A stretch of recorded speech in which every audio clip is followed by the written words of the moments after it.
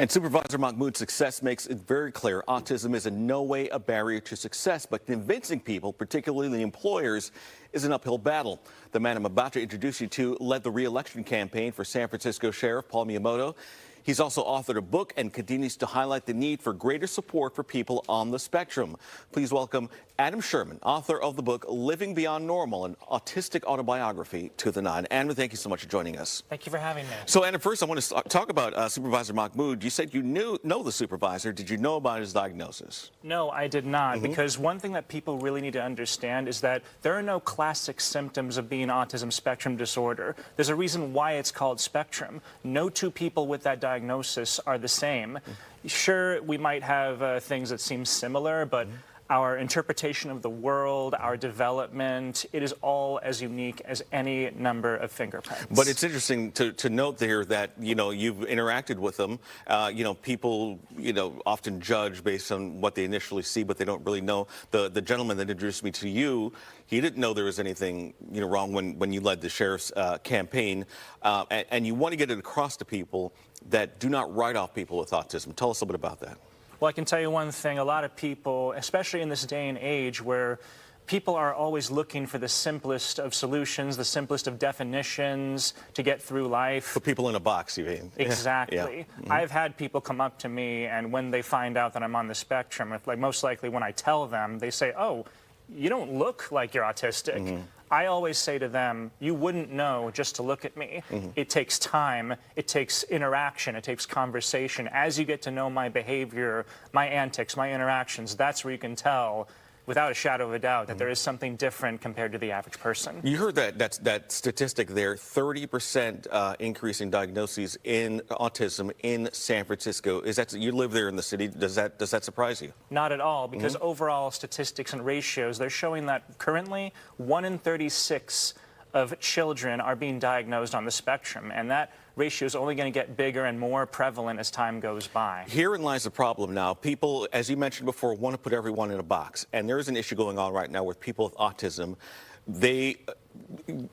Finding a job is difficult. You led a campaign for re-election, yet it's difficult for you with a college degree who volunteers, with organizations in the city to find employment. Tell us a little bit about that difficulty you're facing. Well, first and foremost, I am not at all ashamed to admit that, yes, like so many, at least 80% of known autistic spectrum adults, that I am in the hunt for work, especially with these very uncertain economic times.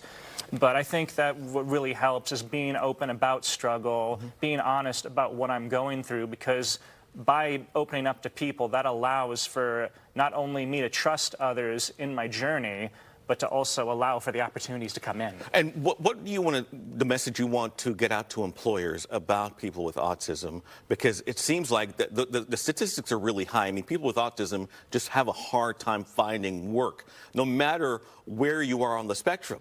And so this is contributing to issues with the economy, issues with a segment of the population in the country. This is a problem. How do you combat that?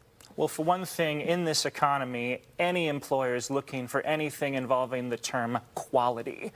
By bringing in someone on the spectrum, especially someone who oftentimes has that ability to focus, pay attention to detail, has their own special gifts about them, the uniqueness of it.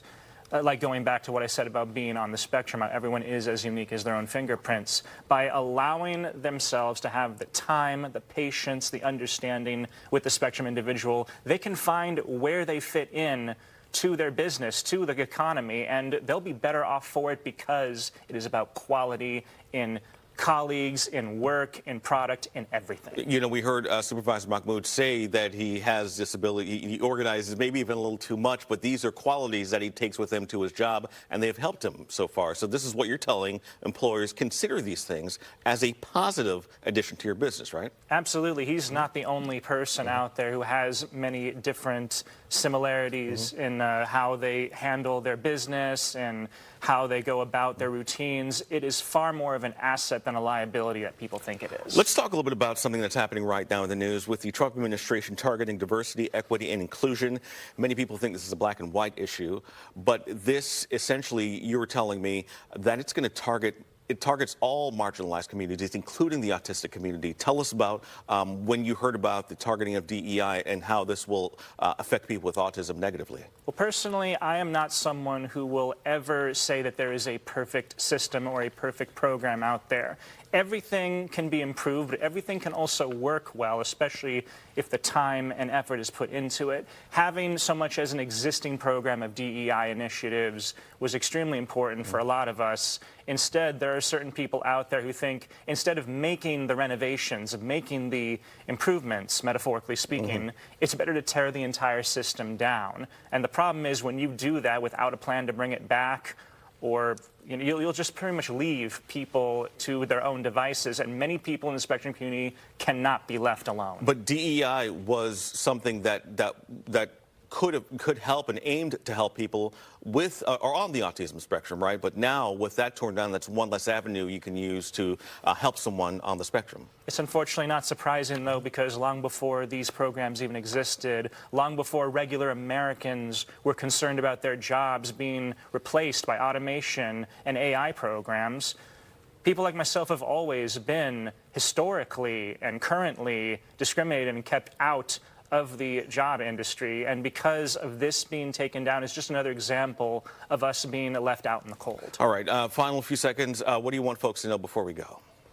I want them to know, especially about me, that I am just a person who's trying to make his way in this world and be the very best version of myself. I don't hide. I don't pretend to be something I'm not. And I encourage everyone to be more open out there, because in between all those who won't take you seriously, who don't believe who you are, there are those who will believe you and be by your side, and those people matter the most. All right, Adam, thank you so much for joining us. Adam Sherman's going to be joining us on Take Two, our digital show on Fox Local, in a little bit, but we want to thank you so much for joining us today. We appreciate your time, and make sure to pick up his book here, Living Beyond Normal, an Autistic Autobiography. Adam Sherman, thank you so much. Thank you. All right. Coming up on Mornings on 2 to 9.